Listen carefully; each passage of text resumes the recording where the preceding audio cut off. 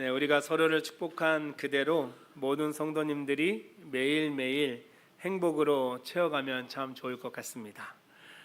그런데 정말 우리의 삶이 그런가 한번 질문을 던져보면, 여러분, 요즘 여러분들의 인생은, 삶은 어떠십니까?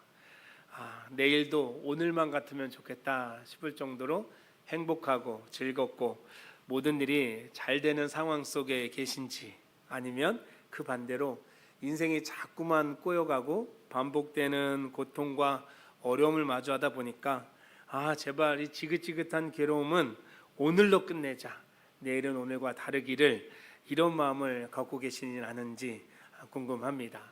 이 둘 중에 하나를 골라라 라고 억지로 말하면 뭐라도 고르긴 하겠지만 뭘 골라야 되나 좀 어렵습니다. 왜냐하면 우리의 인생을 두 개 중에 하나다라고 정의 내리기가 너무 어렵기 때문이에요. 맨날 좋을 수도 없고 맨날 나쁘지도 않으니까요.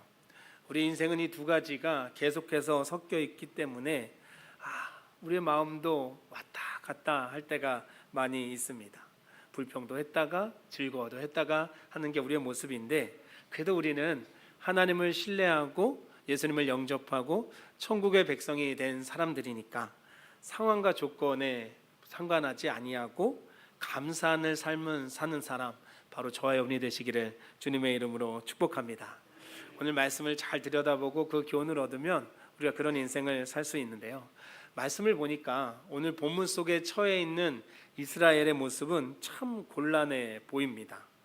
이들은 현재 애굽에서 나와서 가나안으로 향하고 있는데, 하나님께서 허락하신 젖과 꿀이 흐르는 곳으로 가고 있는데, 문제는 아직 광야에 있다는 거예요. 광야라는 자리는, 사실 우리는 광야에 살아보진 않았지만 생각만 해도, 접한 정보로만 해도 낮에는 너무 덥고 밤에는 너무 춥고 어려운 게 한두 가지가 아니죠. 근데 그 중에서도 큰 거를 한두 개 뽑자면 먼저는 배고픔을 들 수 있습니다. 광야라는 곳이 열매가 잘 맺히는 것도 아니고 농사를 지을 수 있는 자리도 아니기 때문에 배고픔은 사람들을 너무 어렵게 만들어요.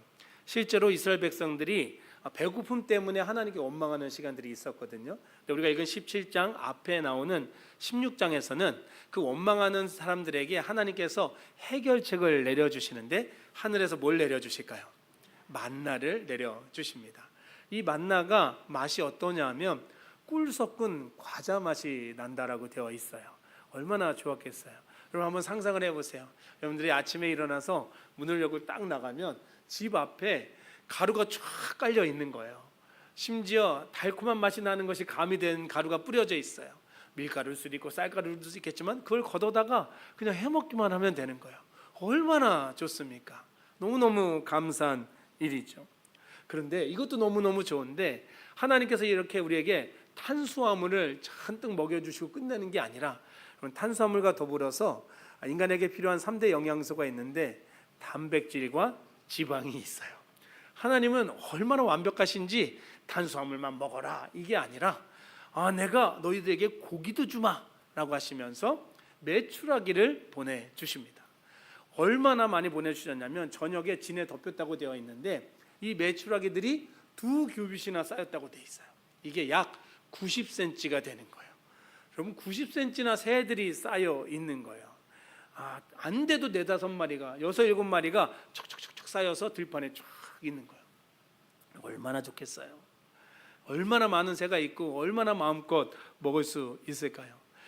제가 아는 청년 중에 고등학교를 졸업하고 바로 일을 시작한 친구가 있어요. 집안이 조금 어려웠어요. 동생들도 많고 부모님은 아파서 국가에서 보조를 받아서 살았으니까 뭘 먹어도 늘 부족한 거예요. 이게 시켜 먹으면 뭐 여럿이 먹는데 치킨 한두 마리 갖고 안 되는 거죠. 배불리 못 먹는 거예요. 그래서 이 친구가 일을 시작하면, 자기가 일을 하게 되면 동생도 사주고 부모님께도 드리겠지만 자기가 꼭 하고 싶었던 것 중에 하나가 뭐냐면 혼자 치킨집에 가서 한 마리를 시켜 먹겠다. 내가 한 마리 혼자 다 먹어보겠다 라고 해서 이 친구가 진짜 치킨집에 간 거야. 그래서 한 마리 시켜서 먹는데 먹는데 너무 좋았더라는 거예요. 그 얘기를 하는데 진짜 좋은 게 느껴지더라고요. 자기가 돈 벌어서 한 마리를 온전히 먹으니까 그렇게 좋았다는 거죠. 1인 1닭만 해도 이렇게 마음이 막 풍족해지는데, 이스라엘 백성들은 1인 1닭이 아니라 1인 2닭, 정확히는 1인 2메추라기, 뭐 사매추라기, 진짜 냄새가 나도록, 입에서 냄새가 날 정도로 마음껏 먹을 수 있었던 거예요. 탄수화물 먹어요, 단백질 먹어요, 지방 먹어요, 고기가 이빨에서 떠나지 않을 만큼 먹어요. 근데 여러분, 치킨 이런 거 드셔보신 분들은 알지만 그런 거 먹고 나면 뭐 생각나죠?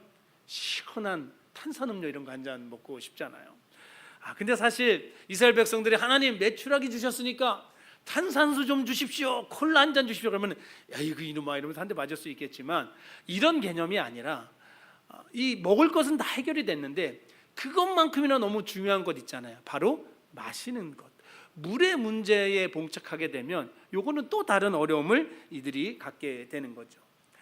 사실 이스라엘 백성들은 먹을 게 없어요 하나님하고 원망을 했지만 그 전에 수르광야에서 마라에서 마실 물이 없어요 라고 하나님께 또 원망했던 적이 있어요. 그때도 하나님 해결을 해 주시거든요. 그러니까 이제는 쭉 그랬으면 좋을 텐데, 오늘 본문의 시작을 보니까 이들이 르비딤이라는 곳에 왔거든요. 근데 여기가 물이 없는 거예요. 물이 없어요. 아무리 닭을 먹고 뭐 고기를 먹고 탄수화물 마음껏 먹어도 목이 마르면 다 소용없거든요. 먹고 싶지도 않고 죽을 것 같거든요. 이 고통은 너무 크지요. 그러다 보니까 이들이 참다 못해서 모세에게 요청을 하는데, 우리에게 물을 주어서 마시게 해라 라고 말합니다. 요청하는 것 같지만 사실은 싸우는 거예요. 너 안 주면 가만 안 놔둬? 이러면서 막 대들고 싸우고 있는 거죠. 평소 같은 모세가 잘 받아줬을 텐데 이번에는 모세도 물을 못 마시고 있는 상태잖아요. 그러니까 그도 날카로워졌을 수도 있고, 아니면 좀 이들의 모습이 태도가 마음에 안 들어서 그런지 몰라도 같이 부딪히면서 말을 합니다. 하나님이 너희에게 물도 주셨지, 하나님이 너희에게 만나도 주셨지, 고기도 주셨지. 근데 너네는 그건 다 잊어버리고 이런 배은망덕한 녀석들, 너네가 하나님을 시험하느냐? 라고 하면서 질책을 막 합니다. 그럴만하죠. 하나님이 다 해결해 주셨던데 그거는 생각하지 못하고 어떻게 해요? 자꾸 뭘 안 된다, 줘라라고 말하고 있으니까 화가 나는 거죠. 오늘 할 수 있는 일을 내일로 미루지 마라, 이런 명언 들어보셨죠? 이 말을 한 사람이 미국을 이제 건국한 여러 사람 중에 한 명으로 불리는 벤자민 프랭클린이라는 사람이 한 말이에요. 이 사람이 정치가이기도 하고 과학자이기도 하고 철학자이기도 한 굉장히 똑똑한 분인데, 이분이 여러 명언을 했는데 그 중에 하나가 또 이런 게 있어요. 상처는 먼지에 기록하고 은혜는 대리석에 새겨라. 같은 내용이지만 우리에게 더 익숙한 명언은 이런 게 있죠. 원수는 물에 새기고 은혜는 돌에 새겨라. 어떤 의미겠어요? 나에게 상처 주고 나를 힘들게 하는 원수 같은 사람, 그런 사건은 물에 새겨서 그냥 흘러가 버리게 만들라는, 잊어버리라는 거예요. 하지만 나에게 잘해준 사람, 고마운 사람, 감사했던 일들은 돌에 새겨놓고 오래도록 생각하고 고마워해라 라는 그런 격언이지요. 참 좋은 말이면 틀림이 없는데, 이런 말이 시대를 거듭하면서 여전히 남아있다는 건 뭐예요? 사람이 참 안타깝게도 미운 사람, 안 좋았던 일, 서운했던 것들은 오래 기억하고, 오히려 반대로 고맙고 감사했던 것은 참 쉽게 잊어버린다는 거죠. 본문에 나오는 이스라엘 백성들이 꼭 이런 거예요. 그 전에 물도 주셨어요. 배고프다고 하니까 먹을 것도 잔뜩 주셨어요. 근데 하나님의 은혜는 물에 새겨서 지워버리고, 광야에 모래에 새겨서 날려버리고, 그렇게 금방 잊어버리고는 힘든 거, 어려운 거, 고통스러운 것만 돌에 새기는 것처럼 정말 때때마다 원망을 내뱉고 있으니, 모세의 표현을 빌면 그대로 너희가 하나님을 시험하고 있다는 거예요. 이 시험이 그냥 적당한 시험이 아니에요. 7절 말씀을 보니까 너희가 여호와께서 우리 중에 계신가 계시지 않는가 보겠다는 거예요. 하나님이 이 문제를 해결해 주지 않으면 하나님 있다 없다? 없다라는 거예요. 하나님 우리 하나님 아니라는 거예요. 하나님이 이것을 우리에게 완전히 해결해 주지 않으면 우리는 더 이상 하나님을 믿지 않겠다라는 선포와도 똑같은 거예요. 그러니까 모세가 화가 나는 거예요. 모세도 같이 다툴 수밖에 없는 거예요. 이 사람들이 어떻게 이럴 수 있을까? 우리 이 본문을 읽으면서 우리는 어쩔 수 없이 모세의 입장에서 더 많이 읽게 되거든요. 믿음 좋은 사람들의 입장에 서게 되니까 맞지 나 같아서 모세같이 할 것 같아, 저들이 문제지라고 여기가 참 쉬워요. 근데 본문을 좀 자세히 읽어보면 좀 반전이 일어납니다. 1절의 전반 절반 한번 같이 읽어보실까요? 오늘 본문 17장 1절의 앞부분만 저랑 같이 읽어보겠습니다. 시작. 이스라엘 자손의 온 회중이 여호와의 명령대로 신광야에서 떠나. 아멘. 이스라엘 백성들이 신광야를 떠나서 지금 르비딤에 도착했는데 그렇게 된 이유가 누구예요? 무엇 때문이에요? 누구 때문이에요? 하나님 때문인 거예요. 자기들이 이제 신광야는 질렸다, 르비딤으로 이사 가자라고 해서 온 게 아니라 하나님께서 르비딤으로 가게 하신 거예요. 민수기 9장 17절을 보면 이스라엘 백성들이 광야에서 행진할 때 원칙이 있어요. 그들이 머무는 곳에 하나님의 영광, 임재, 구름 기둥과 불 기둥이 임해 있는데 이 구름이 떠오르면 같이 가는 거예요. 구름이 떠오르지 않으면 가고 싶어도 못 가는 거예요. 이게 원칙이에요. 좋든 싫든 하나님께 맡긴 인생이어서 그렇게 살아가야 됩니다. 그렇게 주님을 따라서 르비딤으로 온 거예요. 그럼 우리도 그런 인생이잖아요. 우리가 하나님을 우리의 주인으로, 하나님을 나의 하나님으로 고백하고 주님께서 나의 삶을 인도하십니다 고백하고, 그래서 주님이 이끄신 대로 우리가 살아가는데, 여러분 그러면 우리 안에 어떤 마음이 있어요? 그래, 하나님 나의 인생을 인도해 주시니까 이왕이면 좋은 일, 쉬운 일, 평안한 일이 있으면 좋겠잖아요. 때때로는 사망의 음침한 골짜기에 갈 수도 있겠지만 우리 중에 누가 하나님이 나를 인도하시니까 나 어려운 길 가게 해주세요, 나 고통당하는 길 가게 해주세요, 악을 골짜기로 가게 해주세요라고 말하는 사람이 누가 있겠어요? 맨날 우리의 인생이 엘림과 같아서 막 종려나무 70주가 있고 물샘 12이 있고 이렇게까지는 바라지 않아도 그래도 배굶지 않고 목마르지 않고 가족들과 평안할 수 있고 믿음 생활하는데 방해받지 않는 그런 삶의 여정으로 우리를 인도해 주시기를 바라게 되는데, 그렇게 나의 삶을 맡겼는데 하나님이 나를 이끄시는 곳이 배고픈 자리예요, 목마른 자리예요, 칭찬받는 자리가 아니라 미움받는 자리예요. 너무나 고통만 나에게 다가와요. 하나님이 가라고 해서 갔는데 육체의 질병이 생겨요. 하나님이 가자고 해서 따라갔는데 마음에 고통이 생겨요. 여러분 그렇다면 과연 우리가 그 자리에서도 감사가 막 튀어나올까요? 아니요, 그러기 쉽지 않을 겁니다. 분명히 하나님께 맡긴 인생인데, 하나님이 인도하시는 삶인데 내 인생이 이렇게 괴로우면 우리도 그들처럼 따져 묻지 않겠어요? 하나님 나를 여기까지 인도하셨으면 이거 해결해 주셔야죠. 이거 안 해주시면 하나님 내 하나님 아닌 거 아니에요? 라는 말이 막 터져 나올 수 있죠. 충분히 그럴 수 있습니다. 그러다 보니까 처음에는 그래, 모세가 화내는 게 마땅하지 라는 생각이 들었다가 성경을 읽으면 읽을수록 어쩌면 이스라엘 백성들이 더 나와 비슷하다, 이 상황 속에 내가 있어서 참 힘들다라는 마음이 들기도 합니다. 모세도요, 너무나 흥분해 있는 이스라엘 백성들을 보니까 걱정이 돼요. 야, 이러다가 얘들이 나한테 돌 던지겠는데, 나 죽이겠는데, 여기까지 가는 거죠. 그러다 보니까 모세도 하나님 앞에 나가는 거예요. 하나님 어떻게 하면 좋아요? 이러다 저 돌 맞아 죽겠어요. 하나님 어떻게 하면 좋습니까? 이렇게 했을 때 하나님 반응하실 때, 내가 너에게 명령하는 대로 네가 해라. 지금 장로들과 함께 네가 나일강을 치던 그 지팡이 가지고 가서 내가 명령하는 그 반석을 쳐라. 그럼 뭐가 나온다고요? 물이 나올 것이다. 여러분, 돌을 지팡이로 친다고 물이 나올 수가 없잖아요. 하나님이 행하시는 거죠. 내가 역사해 주겠다, 내가 또 기적을 일으켜 주겠다라고 하시면서 실제로 그 일을 해 주시는 거예요. 할렐루야. 바위에서 물이 터졌다니까요. 그들이 목마름을 다 해결했습니다. 어려움이 다 극복이 됐습니다. 문제가 해결이 됐어요. 너무 좋죠? 안 좋으세요? 너무 좋죠. 근데 여러분들도 지금 금방 너무 좋죠라고 할 때 너무 좋아요 라지 못한 이유가 우리 마음에 있어요. 그게 왜 그러냐면 요만큼의 찜찜함이 있기 때문인 거예요. 이게 계속 반복되거든요. 이제 바위에서 물이 터졌으니까 이 다음부터는 물 나오는 대로만 쭉쭉 가면 좋겠는데 우리가 알아요. 또 어려움이 오겠구나, 또 분명히 있겠구나. 설교 초입에 우리 인생이 오늘만 갖기를 하는 삶을 살고 계시냐고, 아니면 정말 오늘로 끝났으면 좋겠다, 이런 일들은 이런 삶을 살고 계시냐고 여쭤봤지만 말한 대로 우리가 뭐 하나 정하기 어렵거든요. 왜요? 반복되니까요. 인생을 수레바퀴 같다고 비유를 합니다. 수레바퀴가 구르면 또 위에 올라가는 때도 있지만 어떻게 해요? 다시 내려와서 진흙창 가운데 들어갈 때도 있습니다. 이게 반복되면서 굴러가는 것처럼 인생이 그렇다는 거예요. 전도서 3장 4절에 보면 울 때가 있고 웃을 때가 있고 슬퍼할 때가 있고 춤출 때가 있다라고 전도자가 격려해 주잖아요. 이게 격려죠, 사실은. 그러니까 너희가 괴로워하지 말라라는 말인데 사실은 또 힘들기도 해요. 내가 지금 웃고 있으면 야, 나 울라로 오겠는데, 나 잘 되고 있으면 야, 어려운 순간 오겠는데, 이런 생각이 들면 또 우리 마음이 얼마나 괴롭습니까? 이 반복되는 인생의 굴레 속에서 그럼 대체 우리는 어쩌면 좋은가라는 생각이 들 수밖에 없습니다. 물이 없어 불평하는 이세를 한번 볼까요?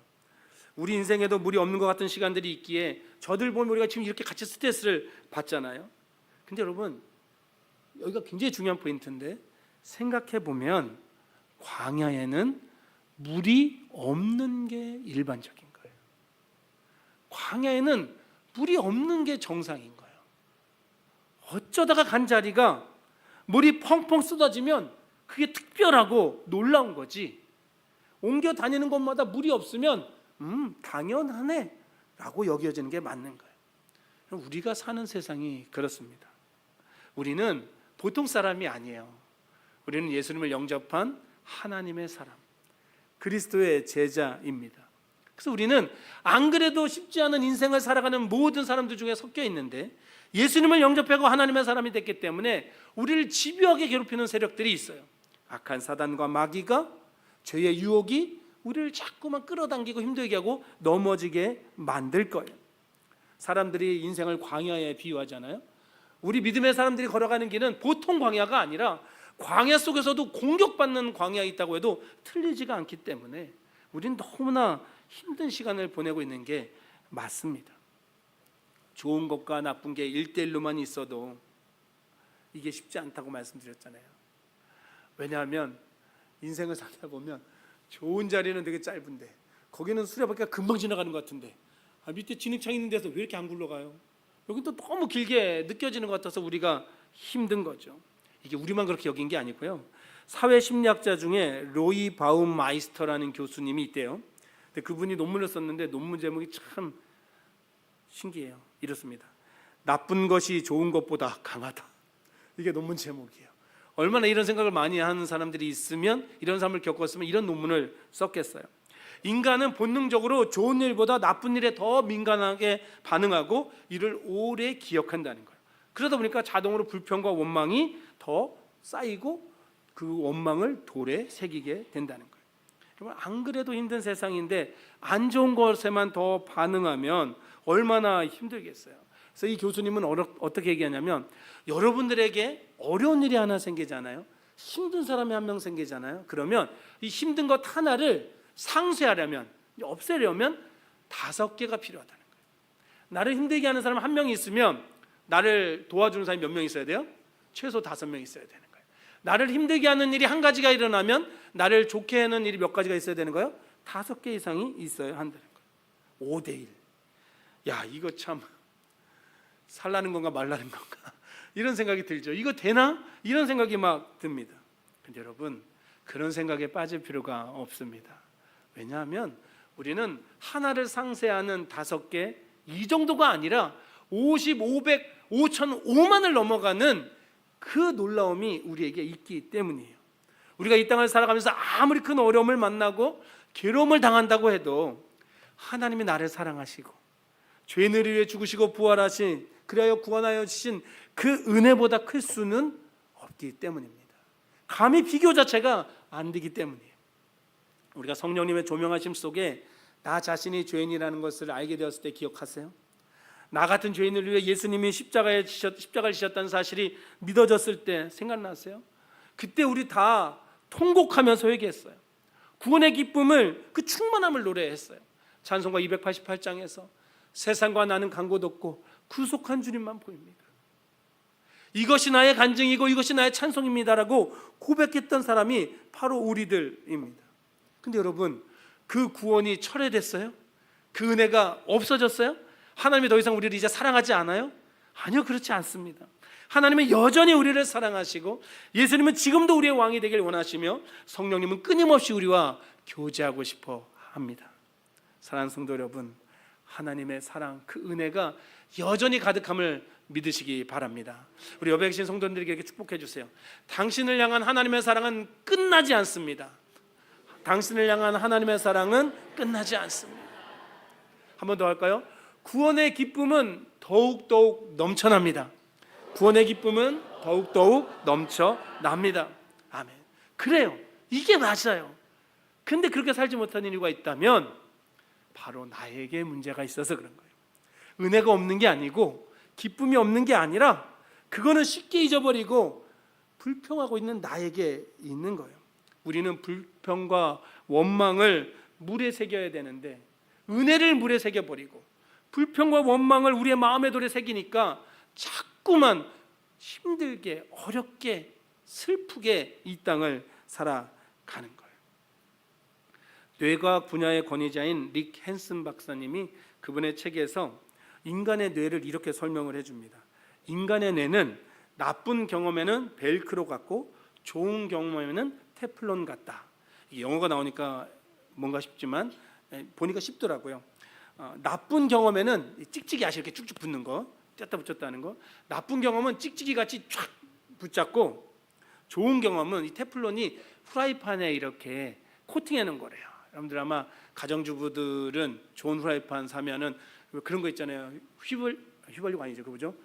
식용유를 안 부어도 죄송합니다. 식용유를 안 부어도 계란 후라이가 잘 되는 쭉쭉 미끄러지는 그렇다는 거예요. 그러니까 우리가 그 인간이 그렇다는 거예요.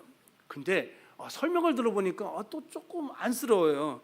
뇌에서 비상벨 역할을 하는 게 편도체라는데 이게 즉시로 자극이 돼서 생존을 위해 뇌에 강력하게 착 달라붙게 하는 게 나쁜 기억인데 그 이유가 뭐냐면 나쁜 상황 속에서 일단 그걸 넘어온 거니까 또 살아남기 위해서 그걸 붙잡고 있다라는 거예요. 마치 주마등 같이. 그게 우리의 뇌라는 거예요. 그러면서 이분이 그러니까 어쩔 수 없다라고 얘기하는 게 아니라 하지만 좋은 기억으로 살아야 되지 않겠어요? 그래서 이 뇌과학자들은 뭐라고 말하냐면 그 긍정적이고 좋은 기억들을 그냥 좋았지 하고 넘어가는 게 아니라 오래오래 음미하라는 거예요. 어렸을 때 눈가 사탕 먹은 기억 나시죠? 여러분 눈가 사탕 깨물어 드셨어요? 어떻게 드셨어요? 돌려가며 먹고 금방 없어지지 잠깐 뺐다가 먹고 이랬잖아요. 오래 음미하면 어떻게든 껌 같은 거 어떻게 하셨어요? 한 번씩 버리셨어요? 그럼 엄청 부잣집 아들 딸이죠. 벽에 붙였다가 책상 밑에 붙였다가 또 씻고 했잖아요. 오래오래 음미하려고. 좋은 것 오래오래 음미하려고. 여러분 우리가 하나님의 은혜를 이렇게 음미해야 됩니다. 한번 지나갔다라고 하는 게 아니라 계속해서 기억하고 감사하고 이야기하고 또 감사하면서 그냥 완전히 내 은혜로 내게 주신 은혜로 만들어야 되는 거예요. 여러분 자녀들 키우시면서 쉬운 일, 감사하는 일, 잘 되는 일, 돈 버는 일이 많으셨어요? 아니면 걱정되고 고민되고 어렵고 돈 들어가는 일이 많았어요? 솔직히 후자가 더 많지 않았어요? 그러면 그렇기 때문에 그런 거 다 따져보니까 아휴 내가 뭐하라고 이놈을 낳아가지고 내가 저걸 낳고 미역국을 먹었지 이러면서 막 한탄하시는 분들 계세요?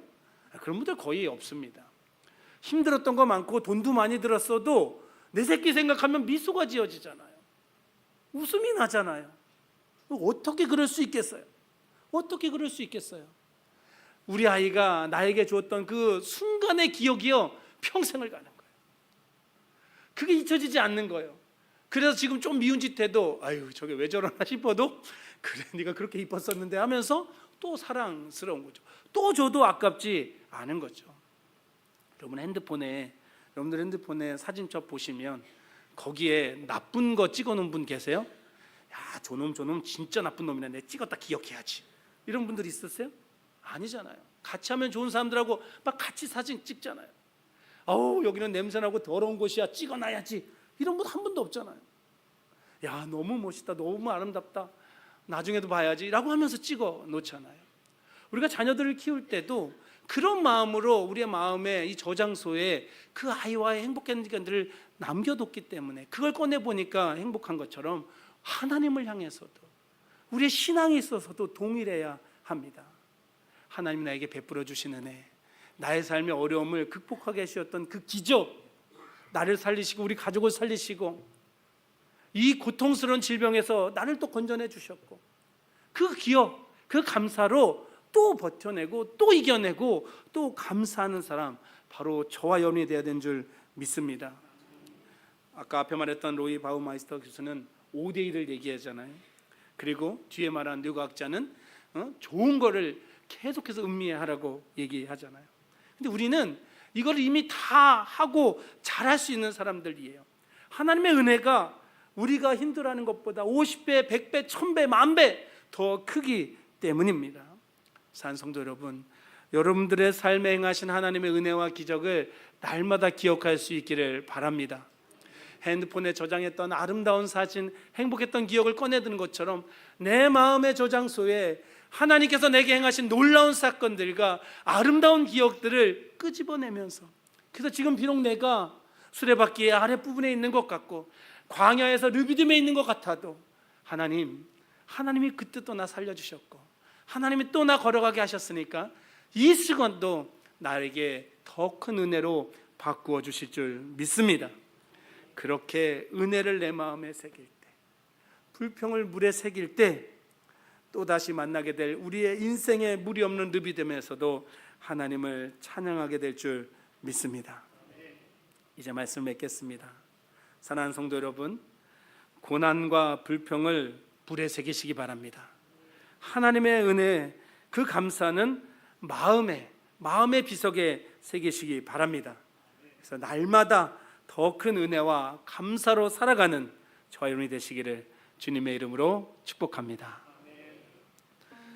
우리 시간에 주신 말씀 기억하면서 같이 찬양하고 기도하기를 원합니다.